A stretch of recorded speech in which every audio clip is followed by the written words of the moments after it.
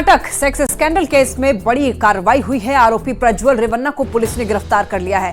प्रज्वल रेवन्ना करीब 34 दिनों के बाद जर्मनी से वापस आ गए हैं। जैसे ही वो बेंगलुरु के कैंपेगौड़ा इंटरनेशनल एयरपोर्ट आए, एसआईटी ने उन्हें गिरफ्तार कर लिया। प्रज्वल रेवन्ना पर कई महिलाओं के यौन शोषण के आरोप हैं और कर्नाटक सेक्स स्कैंडल पर काफी बवाल हुआ। रेवन्ना को अब जेडीएस ने पार्टी से निलंबित कर दिया है।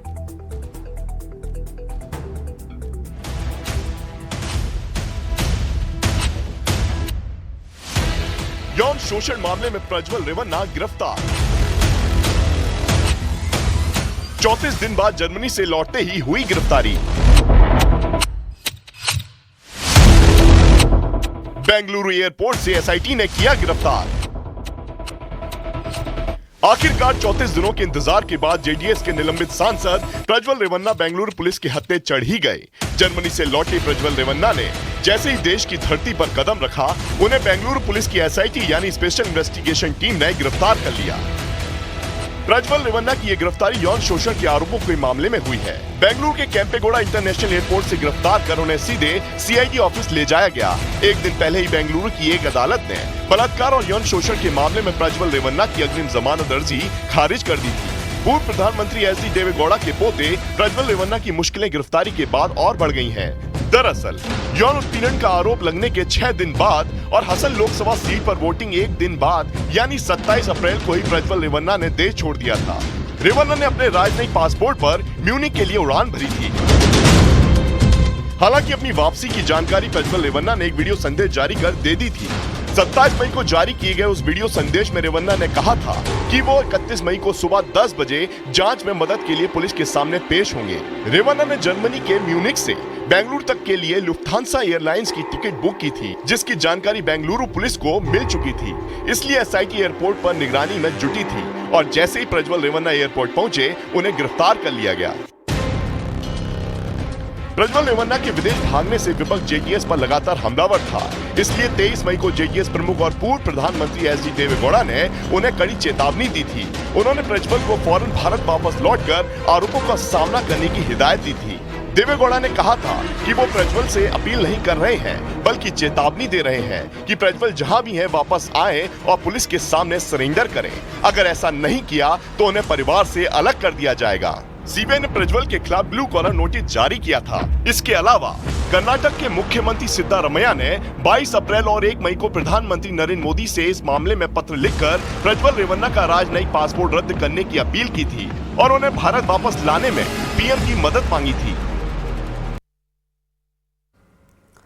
पुणे पॉश कांड में अब तक आरोपी नाबालिग के पिता, दादा और 2 डॉक्टरों को गिरफ्तार किया गया है। वहीं अब इस मामले में एक नया खुलासा हुआ है, जिसके बाद पिता और दादा के बाद आरोपी की मां पर भी गिरफ्तारी की तलवार लटक रही है।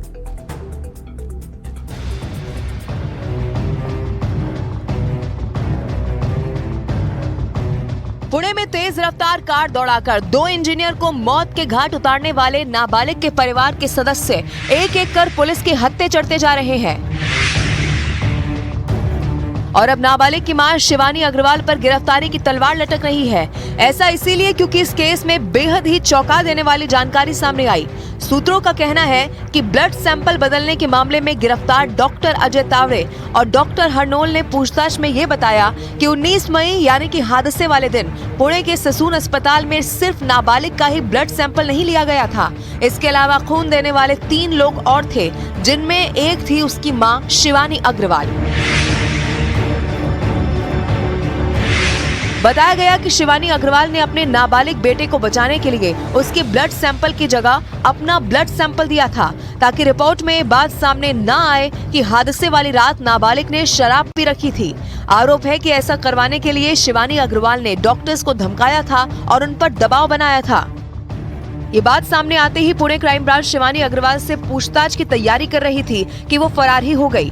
पुलिस को शक है कि नाबालिग के ब्लड सैंपल की जगह जो रिपोर्ट तैयार की गई वो शिवानी अग्रवाल के ब्लड सैंपल की हो सकती है। न्यूज 18 इंडिया को एक्सक्लूसिव रिपोर्ट भी मिली है, जो कि इस मामले की जांच के लिए बनाई गई कमेटी ने महाराष्ट्र सरकार को सौंपी है। इस रिपोर्ट में ये माना गया है कि ब्लड सैंपल बदलने के मकसद से शिवानी अग्रवाल के अलावा 2 और लोगों के ब्लड सैंपल लिए गए थे। पुणे पुलिस के मुताबिक नाबालिग के अलावा 3 और लोगों के ब्लड सैंपल इसीलिए लिए गए ताकि नाबालिग के साथ साथ उसके उन 2 दोस्तों को भी बचाया जा सके जो हादसे के वक्त उसकी कार में उसके साथ ही मौजूद थे।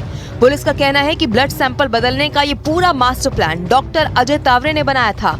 पुणे क्राइम ब्रांच सूत्रों का कहना यह भी है कि गिरफ्तार डॉक्टर श्रीहरि हरनोल ने सभी के ब्लड सैंपल लिए थे, वो भी उस कमरे में जहां सीसीटीवी कैमरा नहीं लगा था। और अब बात कर लेते हैं मौसम की। बिहार और झारखंड सहित उत्तर भारत में प्रचंड गर्मी का कहर जारी है। हम आपको दिल्ली, बिहार, यूपी और राजस्थान की तस्वीर दिखा रहे हैं। देखिए, जहां पर गर्मी से लोगों का बुरा हाल है।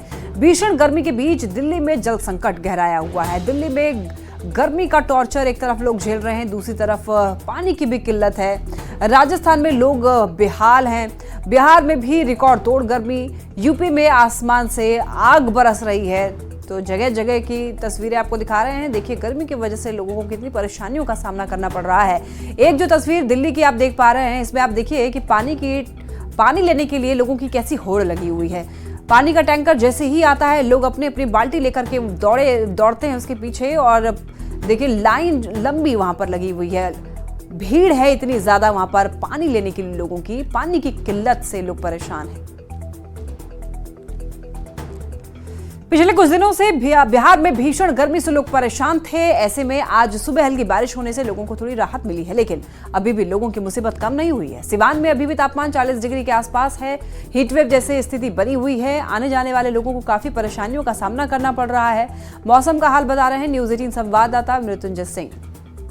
देश में भीषण गर्मी से लोग परेशान है। बिहार के संभवतः सभी जिले में हीटवेव की स्थिति बनी हुई है। सिवान में भी कल टेम्परेचर 42 डिग्री तक पहुंच गया था। ऐसे में लोगों की मुसीबत खड़ा हो गई थी। ये तस्वीर हम दिखाने की कोशिश करेंगे। आप देख सकते हैं सूरज की किरणें, मानो आसमान से आग की बारिश हो रही है। ऐसे में कल शाम और आज सुबह में हल्की बारिश से सिवान के लोगों को थोड़ी राहत जरूर मिली है, लेकिन आज भी भीषण गर्मी है। यह तस्वीर आप देख सकते हैं ओवरब्रिज की है, जहाँ पे रास्ते सुनसान पड़ा हुआ है। ऐसे में चूंकि लगातार टेम्परेचर सिवान में बढ़ा हुआ है, 42 डिग्री तक पहुंच गया था और आज सुबह हल्की बारिश से लोगों की थोड़ी राहत के सांस मिली है। आज तो बहुत राहत मिली है। अगर पिछले दिनों से देखा जाए तो अगर कुछ दिन पहले हम लोग का सिवान टाउन में 45 डिग्री सेल्सियस था, कल भी था, और इधर 2 दिन से कल देखा जाए तो बारिश हल्का फुल्का हुई है। तापमान से तो आदमी परेशान है, पूरा परेशान है। तापमान से आदमी पूरा परेशान है। गर्मी हद से ज्यादा पड़ रहा है। आज हल्की बारिश हुई, थोड़ी राहत मिली है, हल्का सा राहत तो मिली है सब। हाँ, हल्का सा बारिश हुई है तो कुछ राहत हल्का मिला है। रात में आंधी तूफान था, लेकिन क्षति नहीं है कोई चीज का। रास्ते पूरी तरह से वीरान पड़े हुए हैं। चूंकि कल की टेम्परेचर 42 डिग्री के पार पहुंच गया था और आज जब सुबह हल्की बारिश हुई है, ऐसे में राहत थोड़ी जरूर मिली है, मगर अभी भी सिवान में टेम्परेचर 40 के करीब है। ऐसे में लोगों की सावधानी बरतने की आवश्यकता है। जब भी आप घर से बाहर निकले तो गमछा या तरल पदार्थ का उपयोग करें। लगातार पानी पीते रहें ताकि हीट वेव से बची जा सके। मृत्युंजय सिंह, न्यूज 18 सिवान। गर्मी के कारण लोगों का जीना मुहाल हो गया है। बांका के ओढ़नी डैम साल भर पर्यटकों से गुलजार रहता था, लेकिन फिलहाल वहां ना के बराबर पर्यटक पहुंच रहे हैं। डैम एकदम शांत पड़ा हुआ है। मौके से ज्यादा जानकारी दे रहे हैं न्यूज 18 संवाददाता नागेंद्र। मैं फिलहाल बांका जिले के ओढ़नी डैम पर हूं, जो कि प्राकृतिक की वादियों में बसा हुआ क्षेत्र है। आप देख सकते हैं कि ये बहुत बड़ा क्षेत्र ओढ़नी डैम का क्षेत्र है। 2 वर्ष पूर्व मुख्यमंत्री के द्वारा यहाँ पर पर्यटन की संभावनाओं को देखते हुए यहाँ पर बहुत सारी सुविधा पर्यटकों के लिए दी गई थी, जिसका परिणाम ये हुआ कि राज्य के बाहर से और राज्य के अलग अलग ज़िले से यहाँ पर्यटक भी है। अगर बात की जाए तो ओढ़नी डैम में यहाँ पर बोट राइडिंग से लेकर बम्पर राइडिंग और जेट स्की का भी यहाँ पर परिचालन होता था, लेकिन फ़िलहाल जेट स्की का परिचालन नहीं हो पाता है। लेकिन भीषण गर्मी और पानी की कमी के चलते, जलाशय में पानी की कमी के चलते यहाँ पर फ़िलहाल पर्यटकों की संख्या काफ़ी कम देखी जा रही है। नाव जो पहले हमेशा नौकायान कराते रहता था, जो कि फ़िलहाल अभी आप देख सकते हैं कि विश्राम की मुद्रा में है। और पर्यटक जो पहले यहाँ पर सैकड़ों की तादाद में आते थे, अभी अगर देखा जाए तो अभी फ़िलहाल उनकी संख्या दर्जनों में है। आते हैं कस्टमर, थोड़ा बहुत बोटिंग चलता है, 2-4 राइड 5 राइड तक। अच्छा। हाँ, फिर इससे ज़्यादा सैटरडे हो गया, संडे हो गया, इस राइड में चलेंगे। कि भीषण गर्मी का प्रभाव प्रभाव का ही असर है कि यहाँ पर पर्यटकों की संख्या में कमी आई है। ऐसे देखा जाए तो जिला प्रशासन के द्वारा लगातार उड़नी को बेहतर करने के लिए और यहाँ पर्यटकों को आकर्षित करने के लिए विकास योजनाएं चल रही है। अब ऐसे देखना है कि मौसम बदलने के बाद पर्यटक किस कदर यहाँ पर आकर्षित हो पाते हैं। नागेंद्र, न्यूज़ 18 बांका। यहाँ रुक रहे ब्रेक के लिए, आप देखते रहिए न्यूज़ 18।